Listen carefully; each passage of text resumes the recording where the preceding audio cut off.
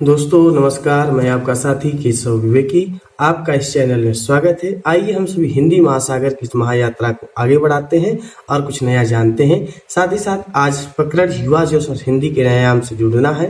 तो आशा है कि युवा बचाओ क्रांति को हम और क्रांतिमय करेंगे और कहीं न कहीं युवा जागृति अभियान को बड़ा करेंगे, क्योंकि जब तक बचेगा युवा नहीं तब तक कुछ करेगा युवा नहीं। और कहीं न कहीं युवाओं के अंदर जो आग है उसको एक सही दिशा में लेके चलना बहुत जरूरी है। तो आइए जरा खुद से पूछना और सोचना, नींद से कैसे बचा जा सकता है, क्योंकि यह सबसे बड़ी दुश्मन भी है और दोस्त भी है।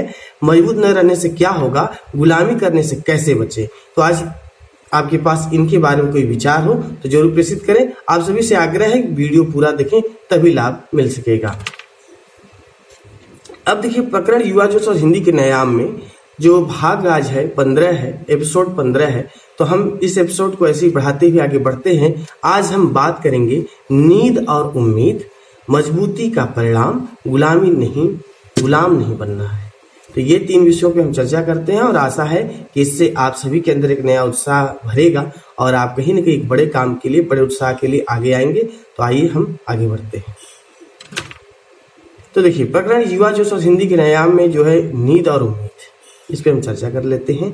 देखिए, ऐसा है कि वैज्ञानिक रूप से अगर हम देखें तो जीवन का आधा हिस्सा हम सोने में गुजार देते हैं और कहीं न कहीं एक संघर्षशील के लिए बहुत कुछ सोचना होता है। एक पैमाने के आधार पर कहा गया कि हमें 6 से 8 घंटे का नींद लेना चाहिए, लेकिन जो कामचोर हैं, आलसी हैं, लक्ष्यहीन हैं, उनके लिए क्या है, वो मुझे लगता है कि 6 से 8 घंटे जगते हैं।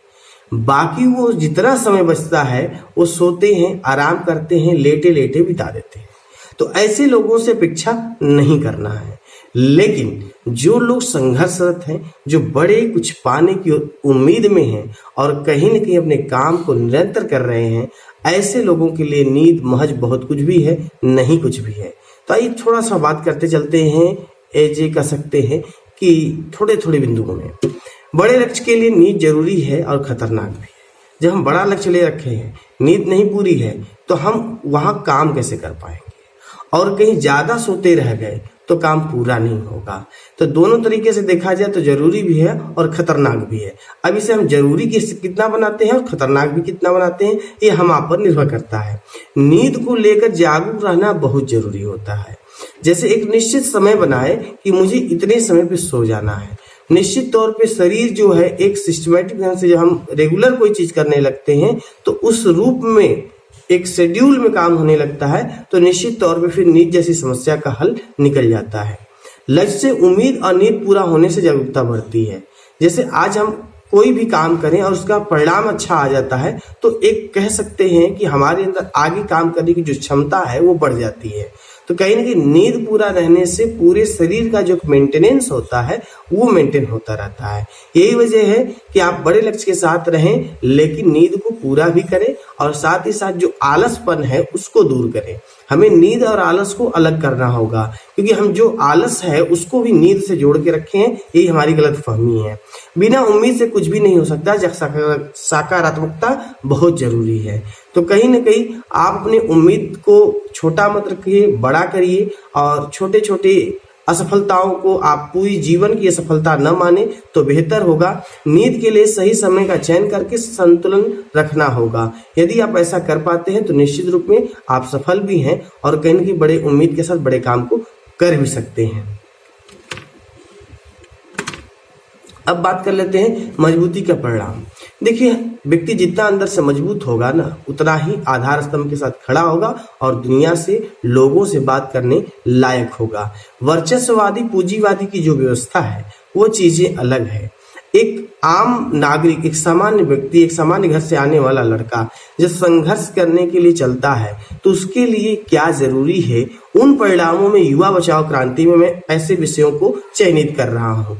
कहीं न कहीं मैं उन पूंजीपतियों को, सुविधा से लते बदे लोगों को यहाँ रख कर के हम देखें तो निश्चित रूप से फिर काम बेकार हो जाएगा।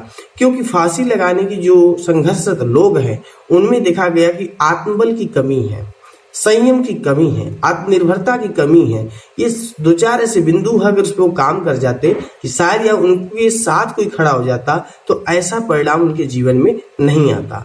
इसीलिए मैंने पहले ही पॉइंट में कहा कि आत्मनिर्भरता जितना मजबूत, सफलता उतना ही बेहतर होता है। तो कहीं ना कहीं आत्मनिर्भरता के लिए हम कहानी सुने, मोटिवेटेड होते रहें, साथ ही साथ अपने परिणामों से भी मोटिवेटेड होते रहें और ये ना नकारात्मकता ही गिने। अगर 100 क्वेश्चन में अगर वो 40 करते हैं, अगर 45 करते हैं, तो ये जो 5 सीढ़ी आगे बढ़ा है ये कम मोटिवेशन नहीं है। एक एक कदम बढ़ना भी मायने रखता है। तो कहीं से भी ऊर्जा अच्छी मिल रही है तो लेते रहिए। संयम और स्थिरता के साथ किया प्रयास ही सब कुछ होता है। हम जितना स्थायित्व के साथ और संयम के साथ चलेंगे, कहीं ना कहीं हम बड़े काम को परिणाम के रूप में ले आ सकते हैं। लेकिन सच्चाई यही है कि हम इतने जल्दी घबरा जाते हैं और सामने लोगों की जो अपेक्षाएं आने लगती हैं उनको हम मैनेज करने के चक्कर में खुद ही बेकार हो जाते हैं।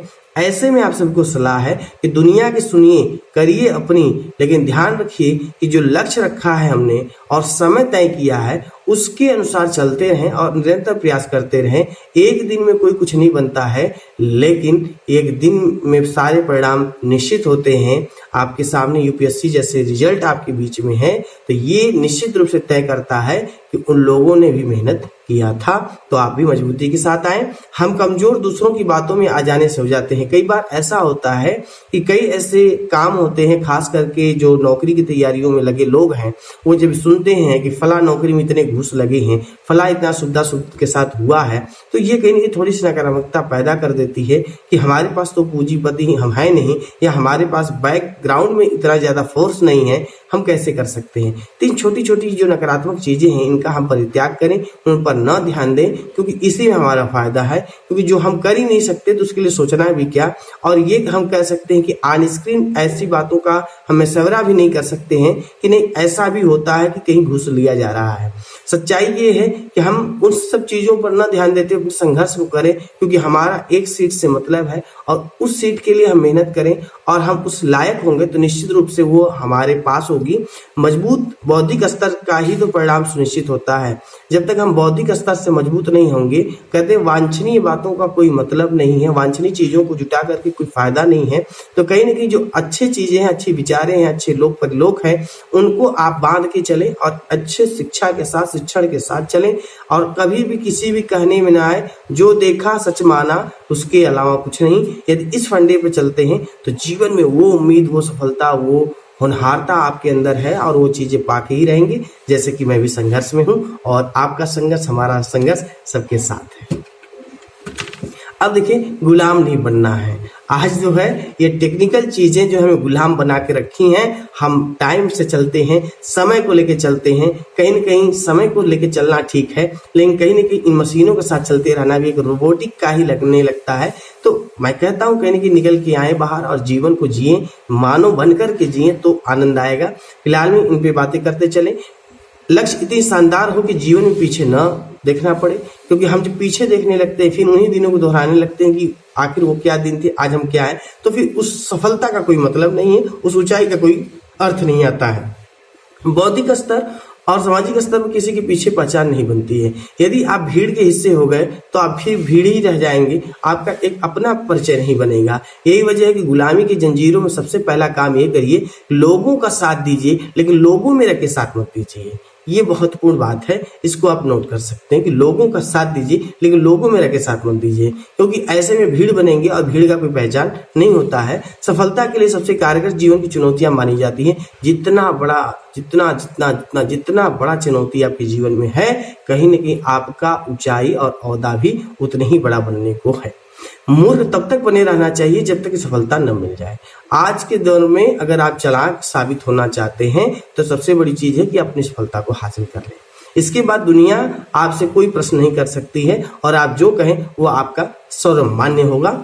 जहां आपके लक्ष्य का कदम न बढ़ता हो वहां रुकना ठीक नहीं है। आप 24 घंटे किसी को समय दे रहे हैं, 24 घंटे कहीं जा रहे हैं, लेकिन उस 24 घंटे में अगर आपके लक्ष्य में थोड़ा सा भी परिवर्तन होने की संभावना नहीं है, तो कोशिश करिए कि वहां मत रहिए, क्योंकि आपके समय का मोल और आपके लक्ष्य का मोल आपसे बेहतर कोई नहीं जानता है। इसलिए आप पहला चीज है गुलामी छोड़िए, गुलामीपन से निकलिए। आप दूसरों से सलाह लीजिए, लेकिन मेच्योरिटी के साथ अपना भी विचार रखिए, कोशिश करिए, खोजिए कि वास्तव में कितना कारगर है। तो आशा है कि हम अपनी बातों पर मजबूती के साथ काम करेंगे और लक्ष्य हासिल करेंगे। और बुनियादी बात कि युवा बचाओ आंदोलन में हम ऐसे ही श्रेष्ठता काम करते रहेंगे।